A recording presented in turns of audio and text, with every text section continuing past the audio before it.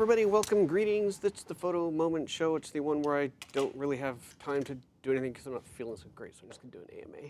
I know it's a total cop-out, but hopefully that'll be fun and useful. So let me just finish setting up here, which actually already was finished setting up, but I'm not sure. I got to figure out the format here. So I'm doing this whole thing now where we start actually streaming 10 minutes before we put the countdown on. So at 9:20, hopefully, as close to on the dot as we can, but this is why we do it early, so you don't have to be like on the dot. You can start streaming with the countdown clock. I guess I should come on like 2 minutes before, right? That makes more sense. So I come on 2 minutes before the countdown is over, and then I can do this kind of chit-chat stuff, and then I'm ready to do the actual show. That's probably what Ryan was trying to tell me earlier. He's like, you got 2 minutes, it's time. See, he's telling me, that's exactly what he's trying to tell me. See, I don't know. Ryan, get out of my head. So this is what happens when you don't feel good. You forget how things work. Yeah. See, Ryan's telling me that I routed him in there. I know, I need to be able to hear him sometime. I need like a mute button for, actually I do have a mute button for Ryan. I can just turn him off. Anyway, should we do a show? Let's do a show. Let's have a show. Let me see here. I actually am all set up on here. Let me just get this out of the way. And probably don't need anything there. Let's mute this thing so it doesn't start beeping in my ear. And let's do it. Today's show is an AMA. Ask me anything. It's really an excuse because I'm kind of sick, haven't had time to put anything together, but let's see what you want to know.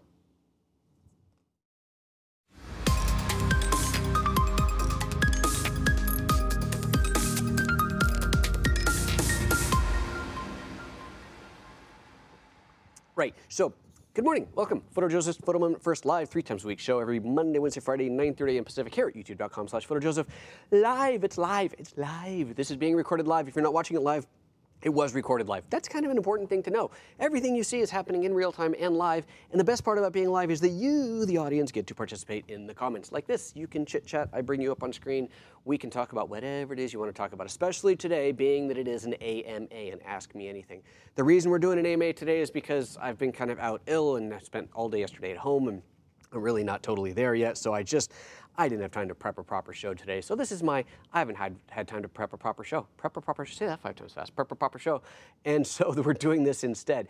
I'd like to say that this sort of thing slows me down a little bit, but probably not. I'm probably just gonna move as fast as always. So let's start asking questions. Let's just get right into it. The whole point here again is you can ask anything you want. You pop it up in the comments here. If you have a question, put PhotoJoseph in front of it. You can see what that's doing on my screen here. It puts it nice and red. And I know you've got a question for me. Starting with Tony, just saying, you hope I'm feeling better soon. Well, I hope I feel better soon too. Thank you very much.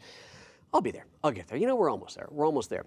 And Matt says, first AMA question, are you feeling better? Almost, sort of. Tony doesn't blame me. Well, thank you. I appreciate that. All right, Construction Podcast says, I hope you're feeling better. Thank you. I'm trying to do HDR on the GH5, and I can't. Okay, can you help, please? Also, I just installed your custom settings. Oh, cool.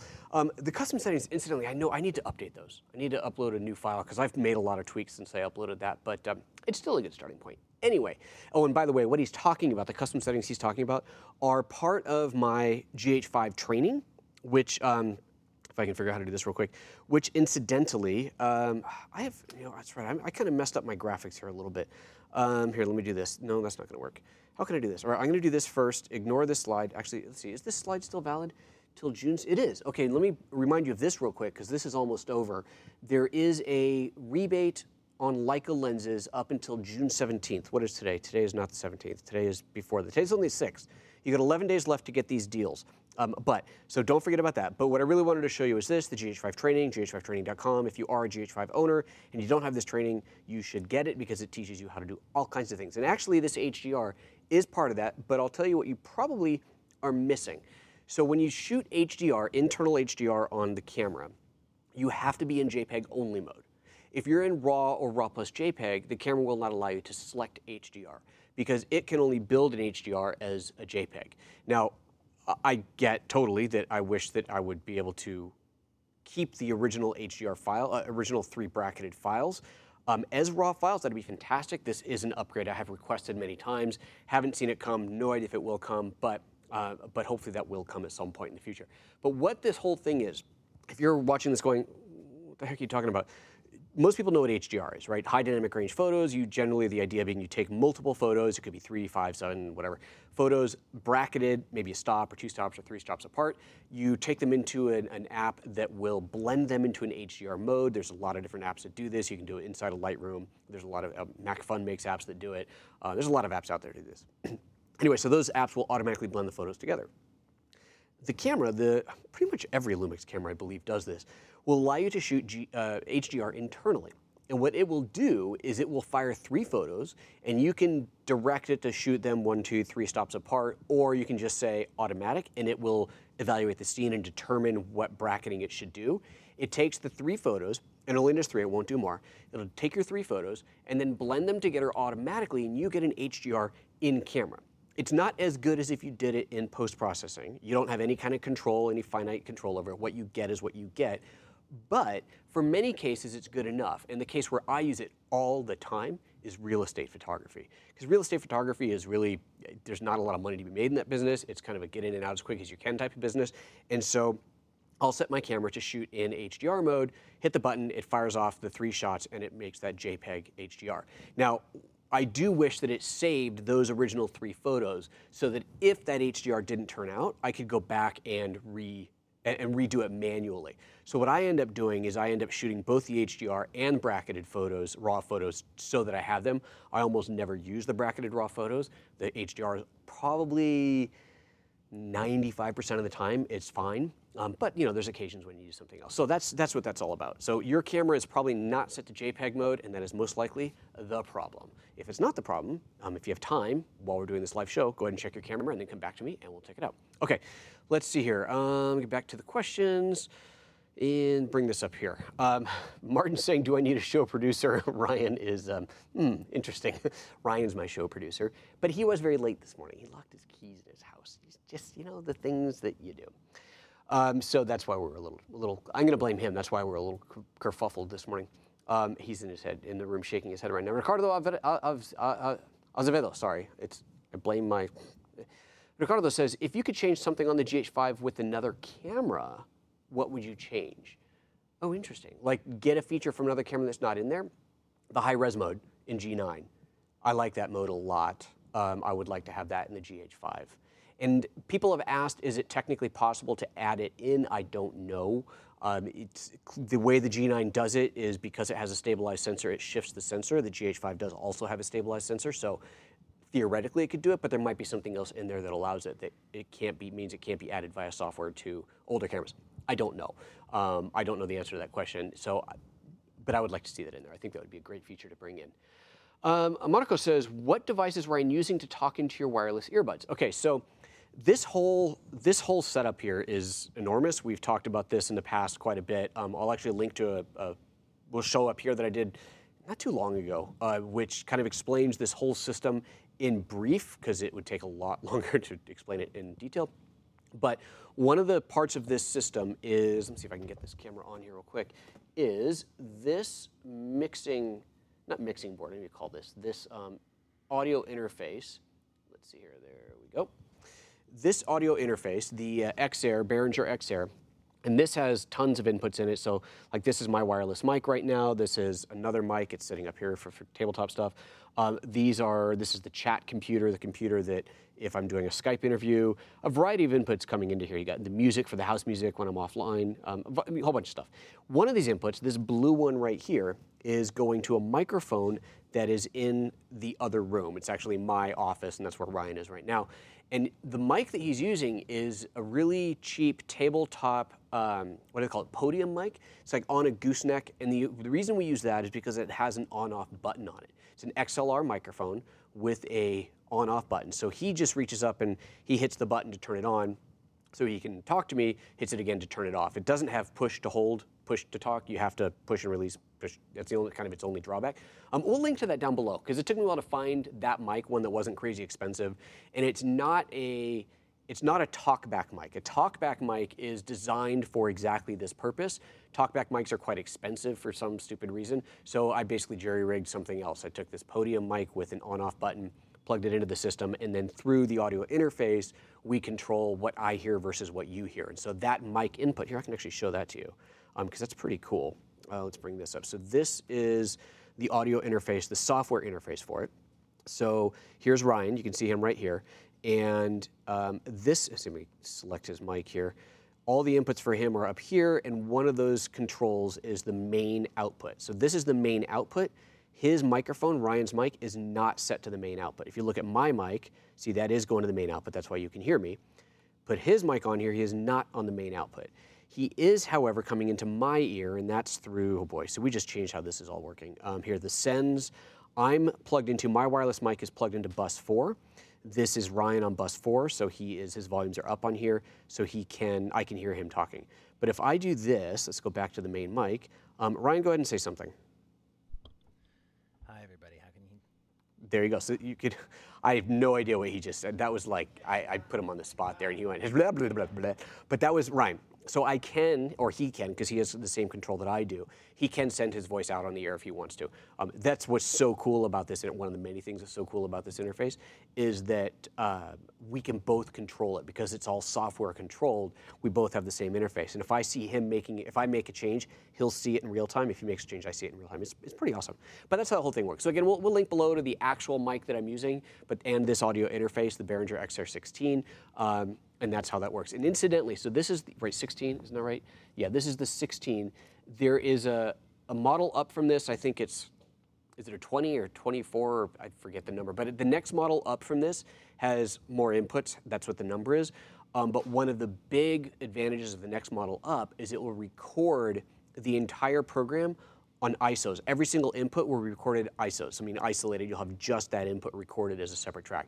On here, I can only record a stereo track, and I can send anything to left channel, and anything else to right channel. It can be a mix, it can be a single channel.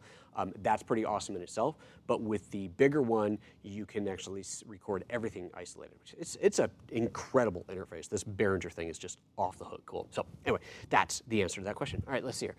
Martin Pitt, scroll back up here. Martin Pitt, do you think the GH5, et cetera, menus could do with some reordering and tidying up to make things easier to find? Well, everything could always be better, right? The GH5 was the first of its new interface.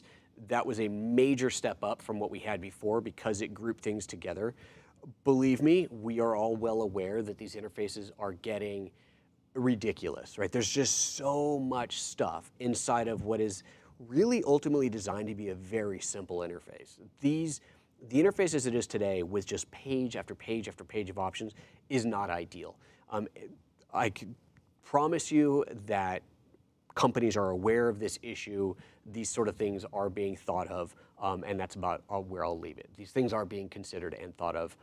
You will not be looking at menus like this forever from any manufacturer. Every manufacturer out there is looking at this going, this is ridiculous, there's got to be a better way. Because it's just getting worse and worse. Because we keep adding more and more features. You think about your first or earlier digital cameras that had like 5 options on them, you stick them on a menu. And that's, I guarantee that's how this was originally designed, right? You have 5 things, we'll just put them on a list, done. And suddenly you have 20 things, you're like, well, it can still be a list. And then you have 100, and you're like, well, crap, this list is a little extensive. So, you know, companies are thinking about it, it'll get better, but not today. Ask Irving, what RAW editor do you recommend on iOS? I'm currently using Snapseed, but wonder if there are better options. A cool question. Excuse me. I don't have a single RAW editor that I use all the time on iOS. I really do jump around a lot. If there was any one major app, it would be Lightroom Mobile, and that's because I am paying for the Lightroom suite and even just the photography bundle, right? Because I use Lightroom on the desktop. Have Photoshop, so I use that occasionally as well. And then I do use Lightroom Mobile on the iPad. But I don't have a specific app that I will go to because it's RAW. It really comes down to just what I want to do with it. I love Snapseed. I think Snapseed is super cool. I'm going to do some more videos on Snapseed in the not too distant future because they've had some major updates, and I think it's really a phenomenal app. Let me see. Let's take a look at my iPad right now. What else is on here? Affinity Photo, you know, a very, very good app.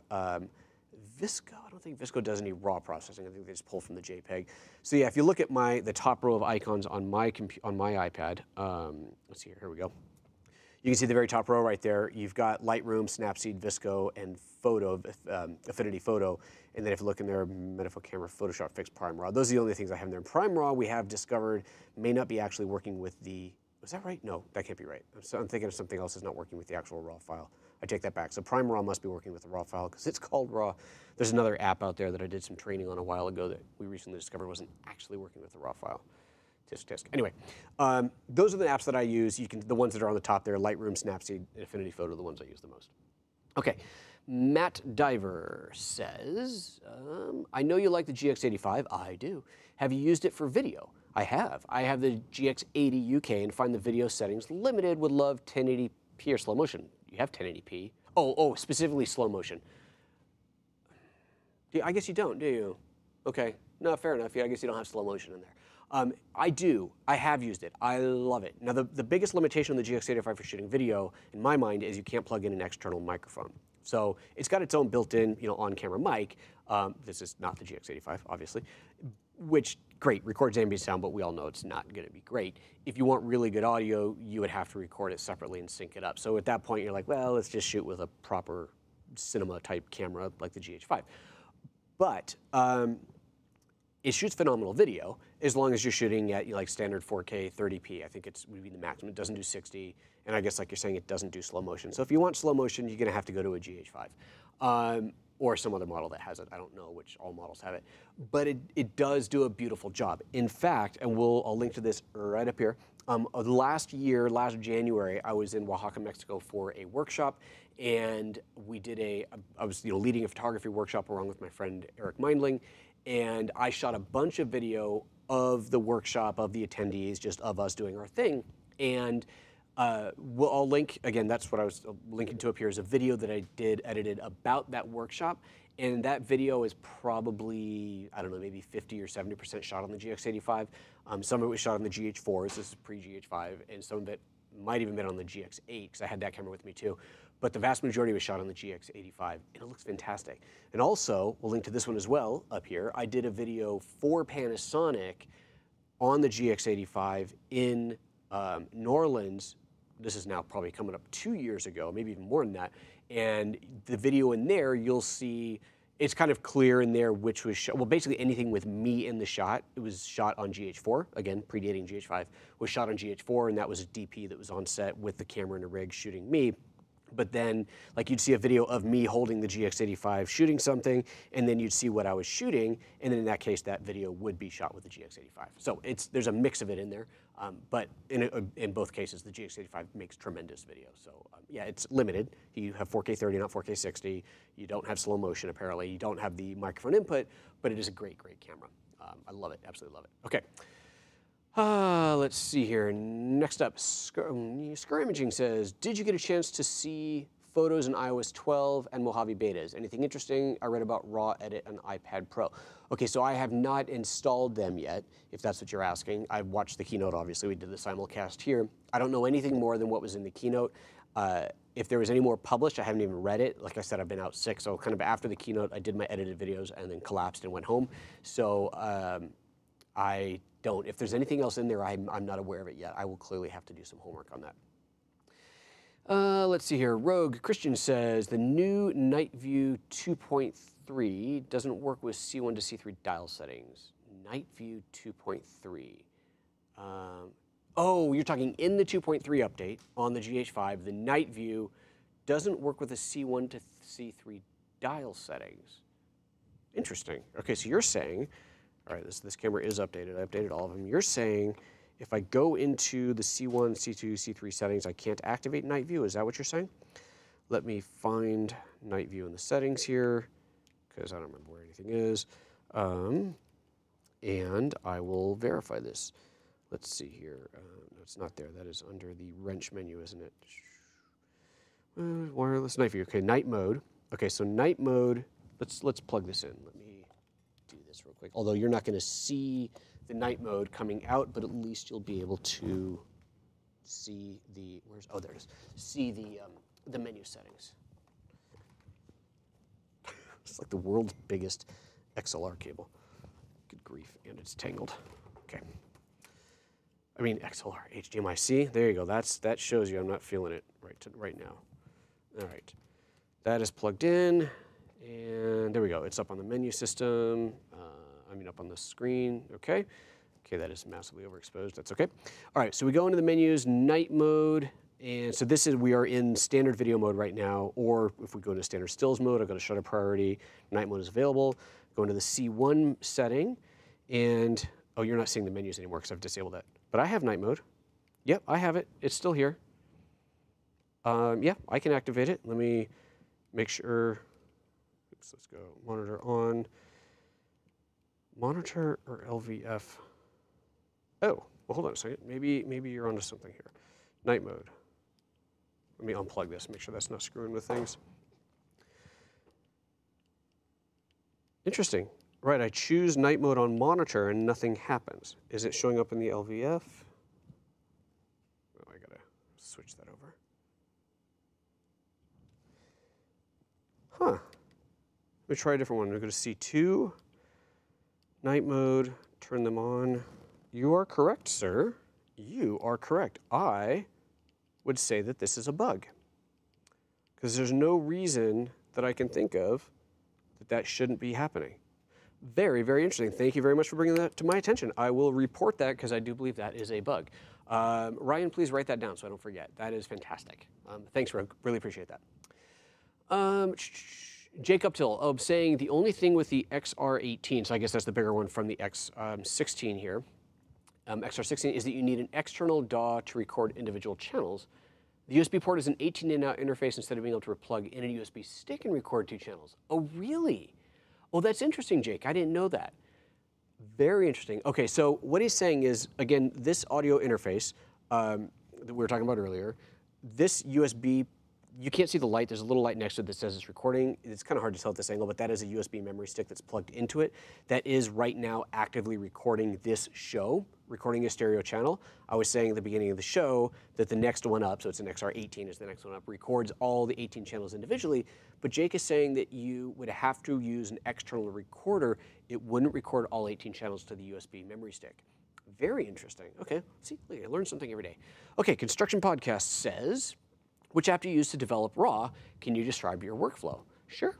My workflow is pretty straightforward. I use Lightroom, and I'm using Lightroom Classic for the vast majority of things. I keep on trying to use what is it called? Well, now it's just called Adobe Lightroom, right? The CC. The one that is the cloud-based one, because I really, really, really like that idea of having everything on everywhere, but it just doesn't have the feature set yet. It's getting there, right? They keep adding stuff to it, but it's not there yet, and I can't stop using Classic yet. But I'm excited to be able to, because I do like everything there. But no, pretty much everything is in Lightroom Classic. I do use Apple Photos for just personal family stuff, so all my iPhone pictures obviously go there. If I shoot like my kid's birthday party with a proper camera, then those go into Apple Photos. But any client or personal project work goes into Lightroom. So, and that's pretty much it. There's nothing really special. I'm not using Lightroom in any fancy special way. I'm using it as it is designed, so there's not much to describe there. Kenneth McComas says, have you tried the soon-to-be-released 50 to 200 f2.8 to 4 lens yet? I have not, but as soon as I have my hands on one, you guys will be the first to hear about it. Construction Podcast says, what settings do you use to get the flat video profile without Vlog? I don't know, because I shoot Vlog.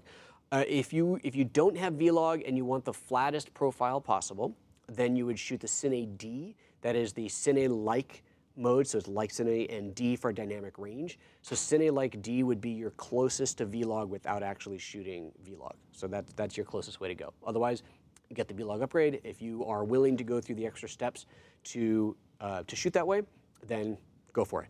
Another thing, if you're using the GH5, and I have yet to shoot in this mode, it's just one of those things where I need to take a good chunk of time to work on it, but the new HLG, the hybrid log gamma mode that's in there, supposedly, I haven't verified this myself, but supposedly you can actually get even more dynamic range out of that than you can out of Vlog. However, your look is essentially baked into it, so you don't have as much latitude as you do with Vlog. So for me, I think that I still prefer to work in Vlog, but I've got to at one point sit down and really take a look at this because that's kind of awesome. I think it really is.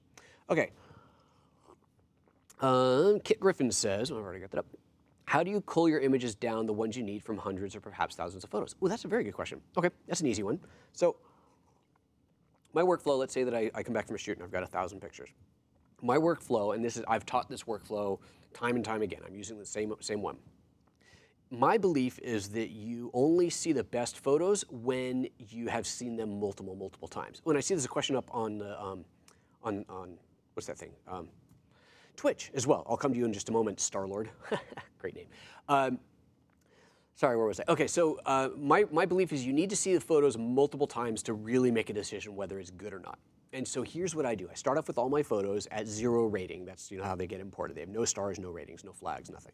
And I go through them one by one.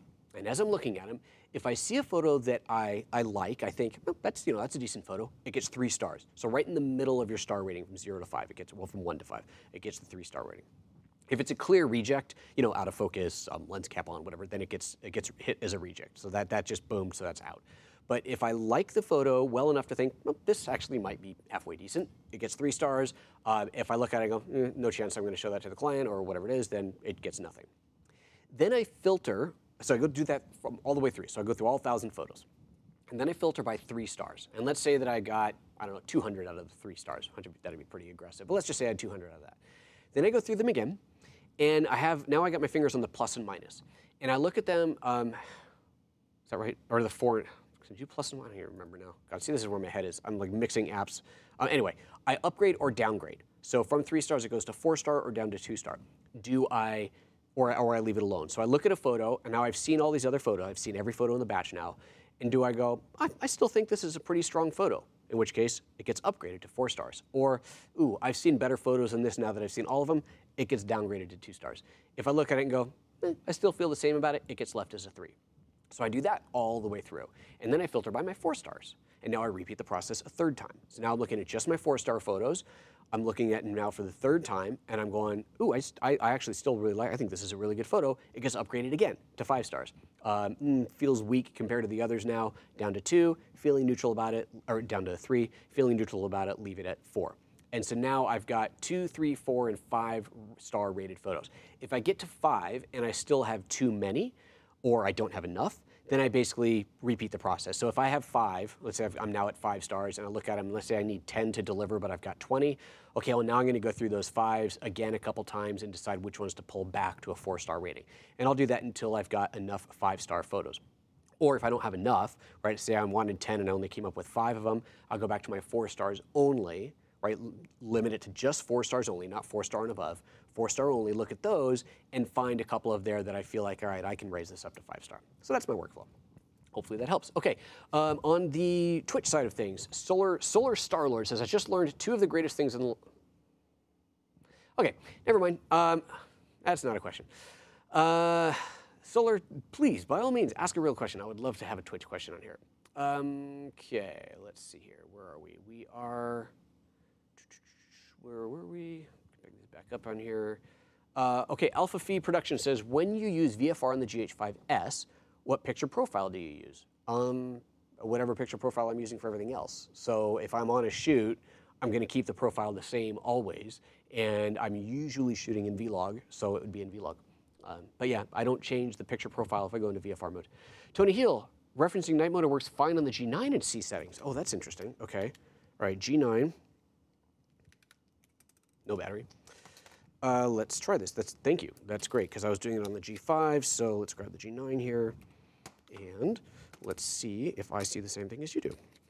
And if it, I mean, obviously I believe you, but this will confirm my assertion that this was a bug on the GH5. So, all right, so I'm in aperture priority mode. I'm going to go in and find the night mode, night mode, night mode, night mode. There we go, night mode.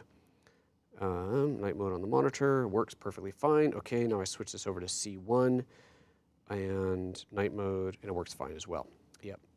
I wonder if it has anything to do with all of my C modes on here on the G9 are for still photography.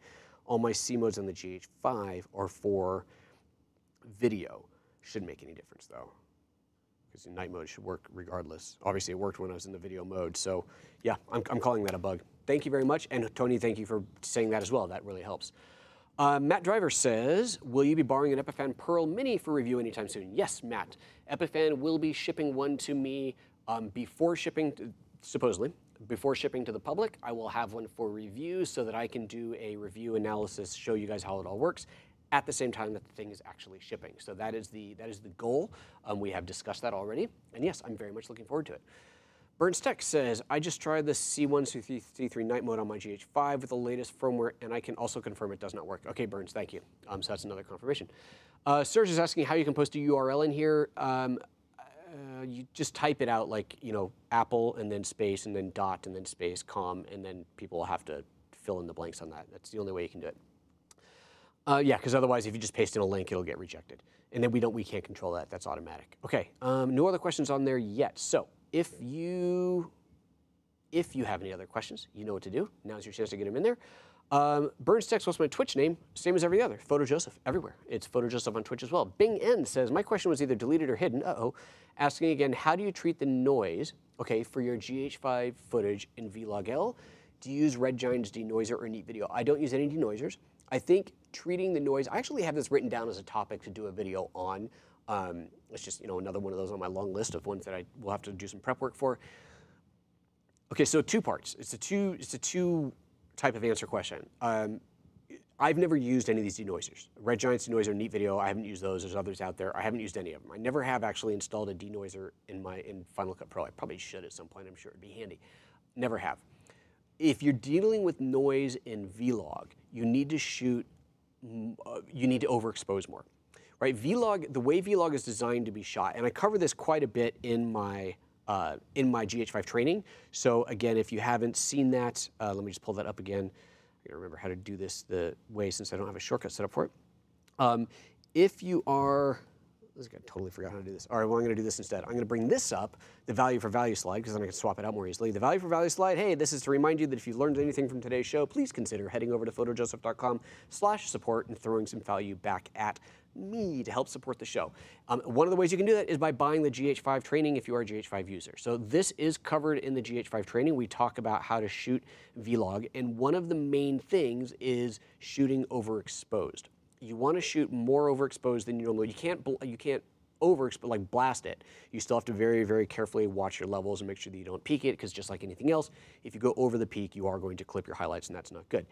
But you want to shoot for maximum highlights as opposed to maximizing your shadows. You want to make, your shadows will look bright, and that's fine, because you can go in post and pull your blacks down, it'll pull all the shadows down, and any noise that's there will end up getting hidden. If, however, you shoot for your shadows, and then by the time you stretch it out to make it look like a normal exposure, your shadows are gonna go to hell, and you're gonna end up with a lot of grain in there, a lot of noise in there rather. So you need to shoot high. You're shooting bright when you're shooting Vlog. That's just the way Vlog is. So again, I've covered that in the training. I will do a video exclusively about that at some point. It is on my list, but that's about the best tip that I have for you right now. Serge says, just look where the sharpness is on those photos. I'm not sure what you mean, Serge. Okay, so that, I guess that's that. Yes. All right, cool. Well, we're gonna wrap it up there because that is as good a time as any, and I'm tired. It's being sick sucks, guys. I highly avoid doing it. Probably should have shook fewer hands when I was down in LA at Cinegear. Okay, that's it, guys. Thanks very much for tuning in today. That was kind of fun. I love having these totally random, all over the place questions. Get to test my knowledge, and I learn a thing or two, like when there's a bug in the software that I can now report to Panasonic, and hopefully we'll get that addressed sometime soon. Thanks a bunch, everybody, for tuning in. Friday's show will be back to normal. I have an idea what Friday's show is going to be, but I'm not going to tell you yet because it depends on something else, but it'll be kind of cool. Take care of yourself, everybody. See you next time. Bye-bye.